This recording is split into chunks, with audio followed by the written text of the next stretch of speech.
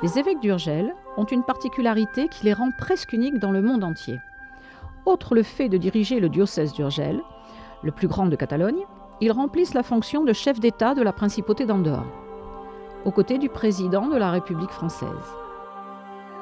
Cette réalité, ancrée dans l'histoire complexe des relations humaines des deux côtés des Pyrénées, fait du palais épiscopal de la CO d'Urgell non seulement la résidence de l'évêque, ou le siège des services administratifs du diocèse, mais aussi la résidence d'un chef d'État et un espace de représentation diplomatique, dont une partie jouit du privilège d'extraterritorialité et est considérée comme appartenant au territoire andorran.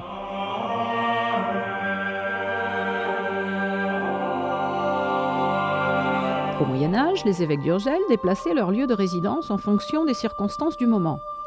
Au milieu du XIVe siècle, ils formèrent l'agglomération où se trouve l'actuel palais, dans le secteur est de la ville. Le premier palais avait à la fois une fonction défensive et résidentielle. Adossé à la muraille de la CO, le palais était en fait un château doté d'une cour centrale et de tours venant renforcer le secteur défensif de la CO d'Urgell.